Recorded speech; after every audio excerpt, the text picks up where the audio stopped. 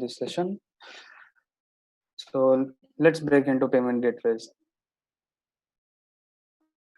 So who am I? My name is Harsakshit. I'm the co-organizer of Google Developers Group Ranchi. I'm working as a security analyst intern in Twimbit. And last month, Google acknowledged me for reporting a valid security issue on their platform. So yeah, I'm also in the Google Hall of Fame. So, so this will be the agenda we will be following today in our session, starting from introduction to payment gateways. Then we will move on to see the web application using payment gateways. We'll be analyzing requests and responses that goes to and fro in the payment gateways, and the most important part, we will be exploiting the payment gateways. And at last, I will be sharing some cool tips and tricks and bonus information that I have mentioned in my blog as well. So, so let's begin. So, what is payment gateway? An online payment gateway is a tunnel that connects your bank account to the platform where you need to transfer your money. A payment gateway is software that authorizes you to conduct an online transaction through different payment modes like net banking, credit card, debit card, unified payments interface that is UPI, and the many online wallets that are available these days. A payment gateway plays the role of a third party that securely transfer your money from the bank account to the merchant's payment portal.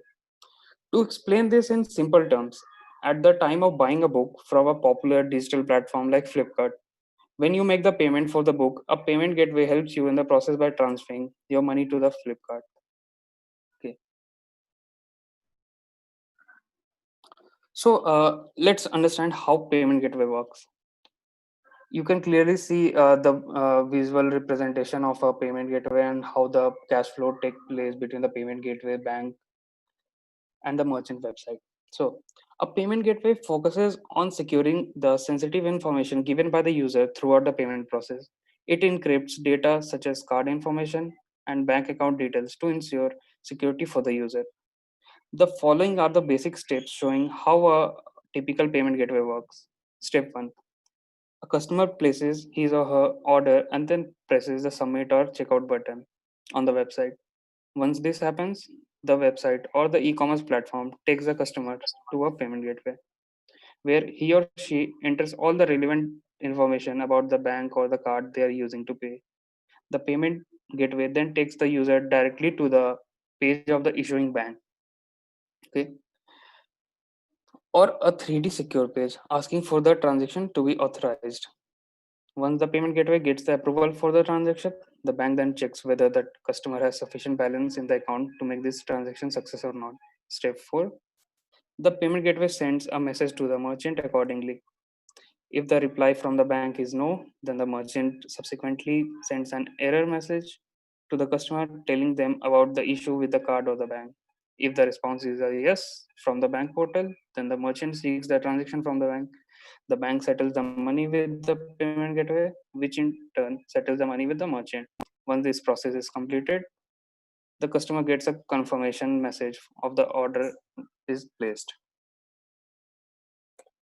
So this is a typical representation. I've taken this screenshot from one of the well-known payment gateway, that is Razorpay, and you can see that on payment gateway you have to enter details like debit card, credit card, net banking, wallet, UPI details. So you can choose any payment method to make your transactions to make your transaction with the merchant website.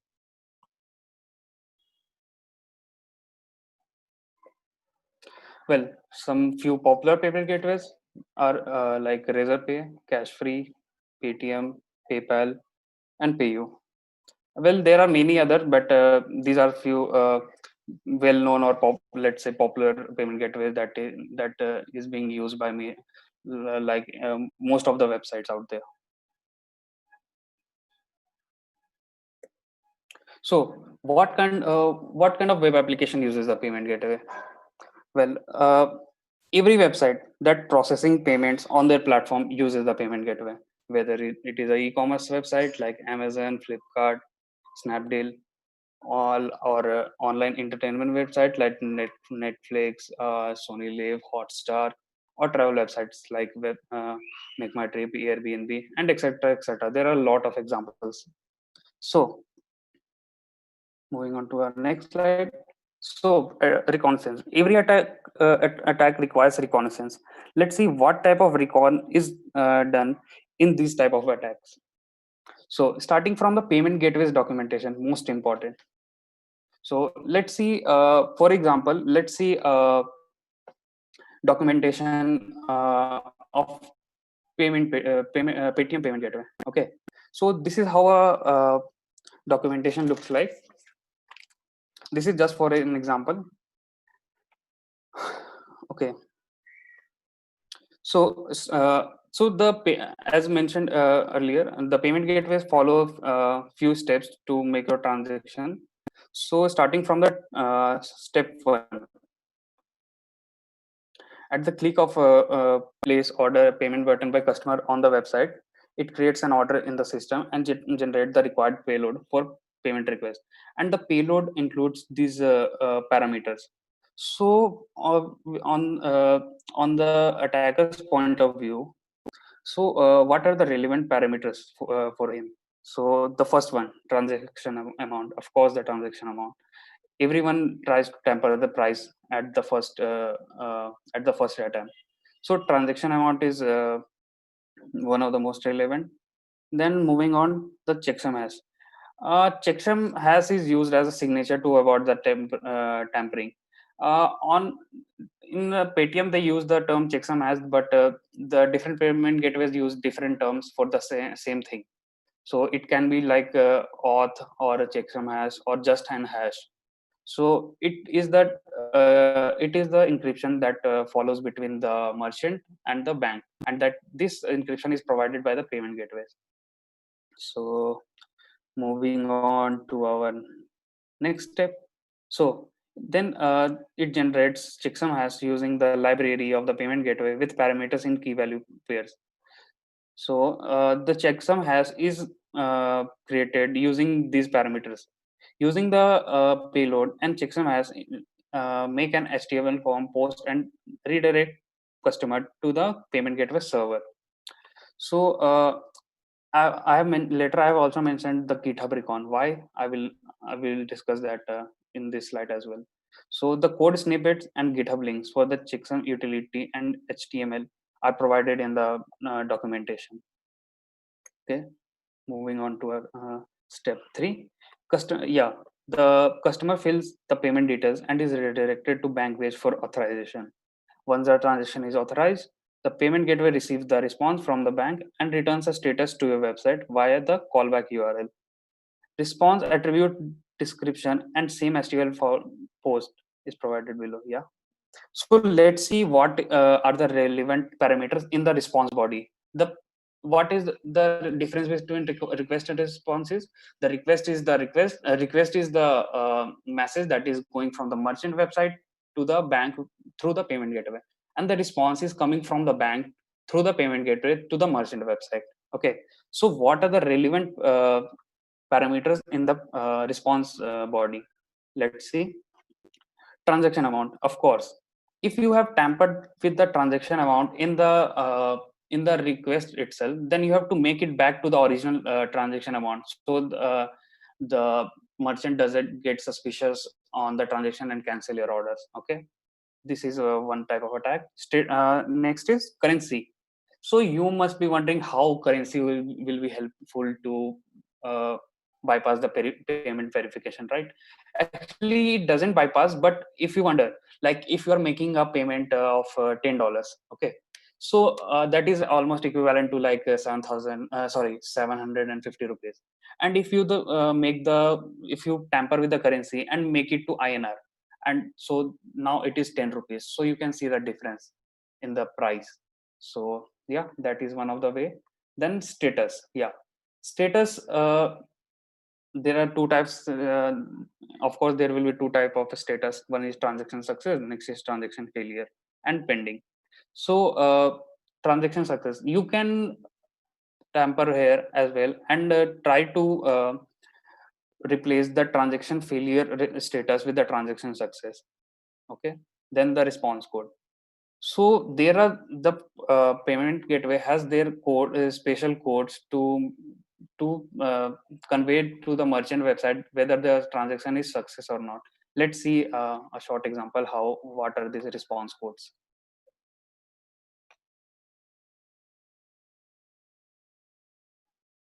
Okay, so yeah, so this response code, you can see that there is only a one response code for the transaction success, but there are many response code for the transaction failure.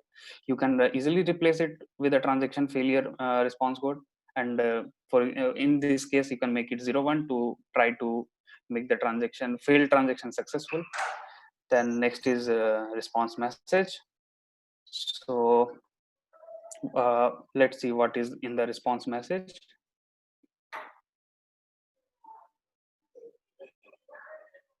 Response message, yeah, there is this is also unique, the txn and successful, that is also can be replaced in the response message. Okay, then next is what can be done, next is checksum hash.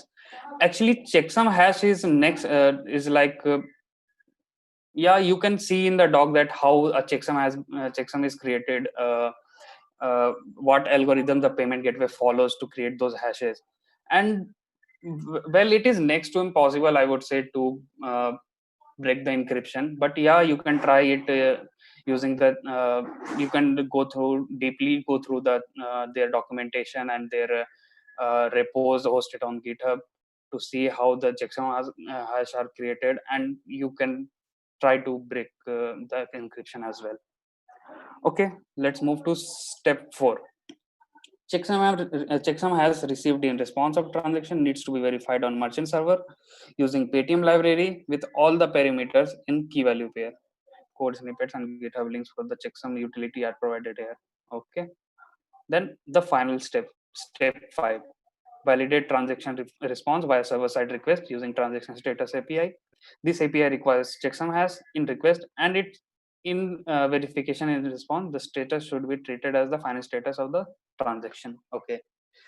So checksum is used to avoid the tampering, as it is also mentioned in the documentation. But what this merchant website does mistake is they avoid validating the checksum hash. I've seen in many cases, like most of the reports, most of the I've done the report. I've give the reports to the merchant website. They actually they avoid or they like miss it while validating. So so at that moment it becomes very easy to tamper with the payment. Okay, so let's move.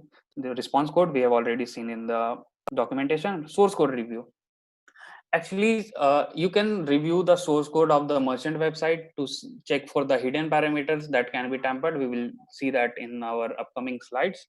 GitHub Recon. I have mentioned, I've told earlier that why GitHub Recon is GitHub Recon is important. Actually, sometimes the merchant website leaves the API keys in their GitHub repos, so it makes really easier for the attacker to tamper with the payment and process the payment even without paying a single penny. So that's why GitHub Recon is very useful. So yeah, so that's a lot of recon. So let's see again. So we did what we have seen. We have analyzed the request, response, and how the order gets placed.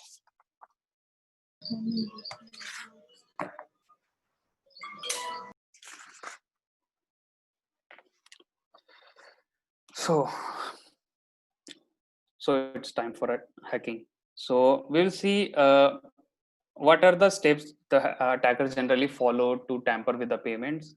So this I will not be demonstrating any attack. I will just be representing how it is done, and this is only for the educational purpose. And any mishap will I will be not responsible for any mishap. So yeah, and then and kindly don't ping me to help you with tampering any payment gateway. If you got something like that, please report it to the concerned team or concerned merchants. So generally, the attackers use these three approaches to attack a payment gateway. Well, the first is the noobs way. It doesn't involve the payment gateways, but you can, using the source code review, you can tamper with the hidden parameters like amount, currency code.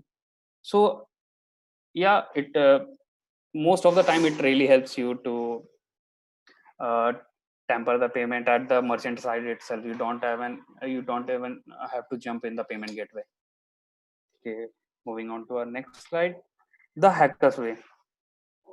Uh, the hackers way, here comes the role of the payment gateway. So this is the request body, and this includes, you can see that it includes the transaction amount, as mentioned. We have seen in the documentation that how this can be tampered. So yeah, the second is the uh, hackers way. So just not the transaction amount, you can also tamper other parameters, like you can uh, uh, tamper if it is in the payment gateway response body, sorry, request body. So there are other parameters like discount amount, shipping charges, uh, promo codes. So these are other parameters that can be found in the payment gateways that can be easily tampered if they are not being validated from the server side. Generally, the transaction amount is secured from the server side. So if you just try to tamper the transaction amount, the transaction will fail itself on the payment gateway. Moving on to our next. So the pro hackers way. Actually, this is next to impossible. Okay. So I would recommend try to break it using the docs and the codes stored stored on the payment gateways GitHub repo. Actually, these repos are generally public, and you can just go through the repos, read the codes they are using, read the algorithm they are using to generate this checksum hash. This hash mentioned over here is, as I said earlier, different payment gateways use different terms for the checksum hash or encryption. So as mentioned, it is here it is being used with the name auth. So you can try, but it is almost next to impossible. So that's the three-way. That's the all three-way. The generally the hackers use to break into the payment gateways. Okay, moving on to our next slide.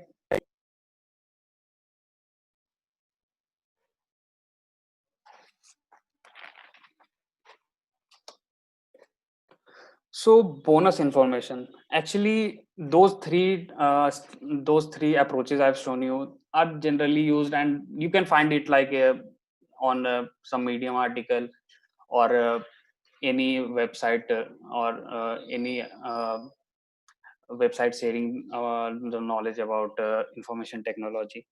But what's in the bonus information? Okay, so let's understand what's actually these have been actually I have found this during my research. So as the first point, as mentioned above, read documentation provided by payment gateway company for the developers of the merchant website. That documentation contains some critical information that will help to bypass the payment confirmation. That includes transaction success code, transaction success message, the parameters that involved, and the hashing technique or the algorithm they use in creating the hashes or checksum hashes, response code, response messages, promo code data. You may wonder that how promo code can be used. Actually, there are some promo codes that is that is only used to be with some specific product. But try to use that promo code with the product you are purchasing, and you may end up getting that product for free. So yeah. Now, with the useful information like transaction success code and transaction success message, try to replace them try to replace them with the fail response in the intercept tab of a tab of Burpsuite. I'm using generally I uses Burpsuite as a proxy server, so you can use any like OWASP and there is also a tool in the OWASP and any similar tool to intercept the packets. This only works. The first method only works when the merchant is not validating the checksum hash, and in the most of cases they don't validate the checksum hash. Second, everyone just tries to tamper the price either at the merchant side or at the payment gateway. But have you ever wondered to tamper the quantity? Well, the quantity can be tampered on the merchant side or in the payment gateway. Just look for the quantity or similar fields in the packets being captured in the burp suite. Now, what happens if we tamper with the quantity, right? So let's take an example. You are purchasing a product, and the quantity is equals quantity equals to 10, and the base price of the single quantity is $120. So the simple logic the merchant would be using to multiply the quantity with the price, right? So the grand total will be equal to 10 multiplied with 120, that equals to $1200. So generally actually I said earlier that these amounts are being validated from the server side, but I think I have found this that the quantity parameters are not validated from the server side. So tamper the quantity and like make it like 0.01. Now the price, you know that the base price is $120. The grand total will be equals to like 0.201 multiplied with 120, and that equals to $1.2. Wow, that's great. So this is what we can do if the price is secured with the server side. Try to manipulate the quantity. You can also try to make the quantity negative, and it can do wonders. I have seen it. Three, the third point. Try to fuzz other parameters as well. Harsh, Yeah, sorry to interrupt. We are seeing the bonus information screen. Is it yeah, the one yeah. you are sharing? Actually, I have not written anything. Actually, I will be sharing my blog. In that, No you problem. can find these points. Okay. Actually, it Not a will be problem. get messier to just mention the points in my PPT. Okay, so Sure, I sure. am trying to avoid that, and I've also actually I've mentioned the link in my PPT. You can share it on the null platform. Okay. Sure, sure. Please continue. Okay. So the third point is try to fuzz other parameters as well. For example, promo codes, wallet amount. Actually, some e-commerce website uses their own wallet to transact uh, with the payment gateway. So you can like sometimes it also possible that they don't validate the wallet amount from the server side, and try to make it negative so the grand total becomes less, so that the wallet amount gets deducted from the grand total. So, and yeah, delivery charges as mentioned earlier, that is equals to that is as same as shipping charges. So try to tamper with every parameter that involves around money. So that was all for today, and thanks Nala Ahmedabad for hosting me. And you have any question, you can ping me anytime. These are my social media handles. And well, to be honest, the most secure payment gateway I have ever found is Razorpay. Almost I have bypassed every payment gateways, you just name it. But the Razorpay, I haven't till now. But let's see what happens in the near future. So if you have any question, just ping me. I will try to